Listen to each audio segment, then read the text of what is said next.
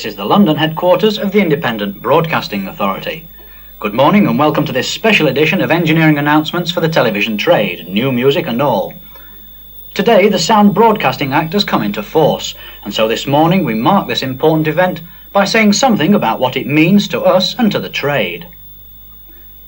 First of all, under the new Act, what was the Independent Television Authority has now become the Independent Broadcasting Authority, or IBA for short. There will no longer be an Independent Television Authority, so the old initials ITA will disappear. The IBA will be responsible for both independent television and independent local radio. But we're hoping that the new initials, the IBA, won't add too much to the confusion about who does what in independent television.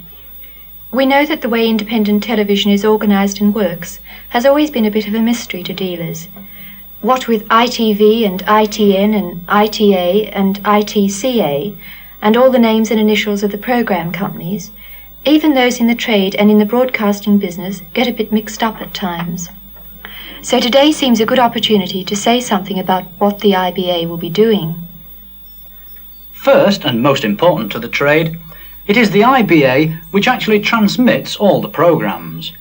In other words, the IBA builds, owns and operates all the transmitters which put out the independent television programmes, and this will apply also to the independent local radio transmitting stations. So if you have any questions about our transmitters, channels, powers, when they will open, or if you want to report anything you think is wrong with the signals, then get in touch with us at the IBA and not the local programme company. And of course the IBA looks after the trade transmissions, of which these engineering announcements are part. But remember that the IBA does not own or operate the television studios. They belong to the regional programme companies, and of course these companies also produce all the programmes. But the IBA is responsible for selecting the programme companies in the first place, so you can always tell the IBA how well you think they're doing in your area. And the IBA is also responsible for making sure that the programmes provide a proper balance of information, education and entertainment. The IBA also controls the amount of advertising and its nature. If by any chance you or one of your customers feels strongly about a particular advertisement, it's always possible to get in touch with the IBA's advertising control officers.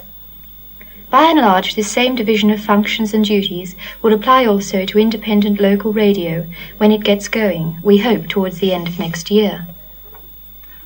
And remember that IBA has offices in a number of cities and towns throughout the country.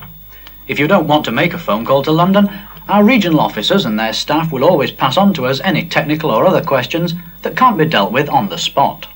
The offices are at Belfast, Birmingham, Bristol, Cardiff, Carlisle, Glasgow, Leeds, Manchester, Newcastle, Norwich, Plymouth and Southampton.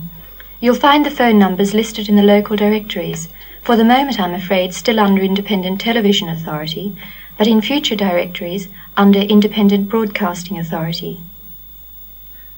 And now, on this first day of the IBA, let's have a quick look at the places where the independent local radio stations will be. The first 5, by late next year or early 1974, will be working in our largest cities, 2 in London and 1 each in Birmingham, Glasgow and Manchester. One of the London stations will be the Central All News station, providing news also to the other local stations. Although it's too early to give details of station coverage, we feel you may be interested in having some idea of our London VHF coverage.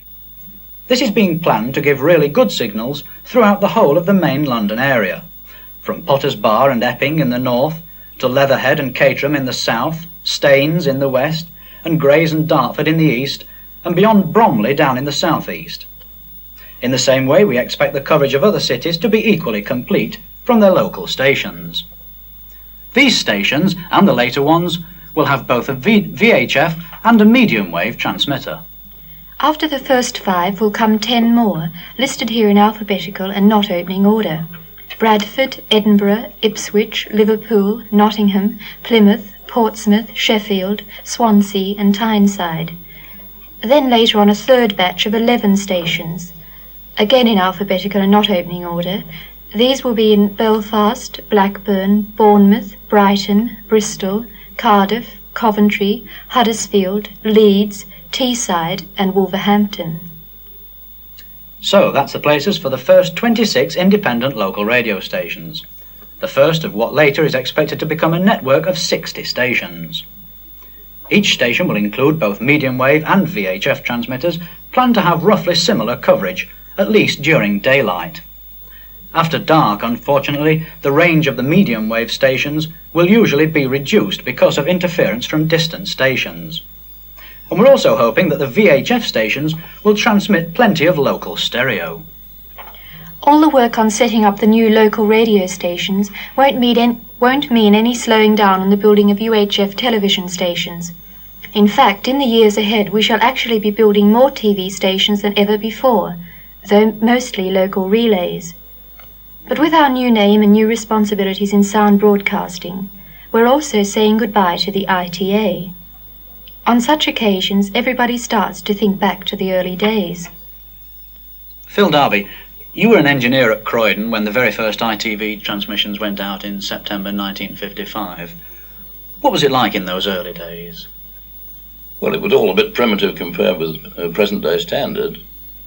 We had prototype equipment and untrained staff. The transmitters consisted of one-off jobs. I remember we had power units which were removed from ocean-going liners. I remember the Gothic and the Dorchester. And we had lots of trouble with overload devices which tripped out and had to be held in by foot before we could get the transmitters to stay on the air. And of course when they failed, we had to mend them because there was no standby equipment.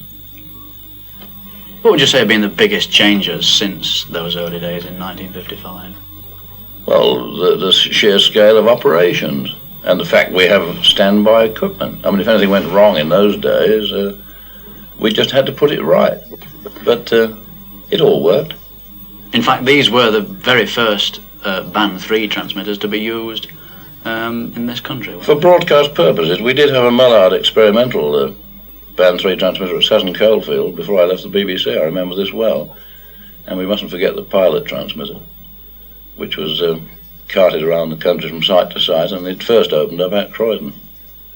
And this was manned by Bellinglee. I suppose one of the biggest changes since 1955 has been the coming of colour television. You're head of the quality control section now at the IBA. What did the start of colour mean to your department? Well, it meant a great deal of new work, really. The entire technical standard of television broadcasting had to be gone into. The signal is far less rugged, far less robust than the monochrome signal, and the viewer is far more conscious of picture degradations.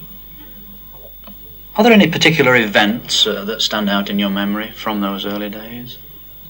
Well, I certainly remember the first evening's transmission. The most important programme was the Guildhall dinner. And just as that programme went on air, an enormous flash of lightning struck the mast, and I've always felt this was symbolic. Can you remember, in fact, what the first programme on ITV was? I can't remember what the first programme was. I can remember the first commercial, but perhaps I better not mention that. The first commercial, in fact, was quite a famous one, wasn't it? It's been talked about quite a lot since. I think it had a toothpaste tube frozen into an ice cube. That's right, yeah. As far as I recall. Things have certainly changed since the early days of ITV. And now, before we close this morning's special edition, a reminder that our address, if not our name, remains the same. Independent Broadcasting Authority, Engineering Information Service, 70 Brompton Road, London SW3 1EY. Or you can phone us on 01 584 7011, extension 444. And we shall be back again as usual next Monday morning at 9:30. And as we sign off this morning, just a reminder of our television station programme this year, both the stations we've already brought into service and those due in the months ahead. Cheerio for now.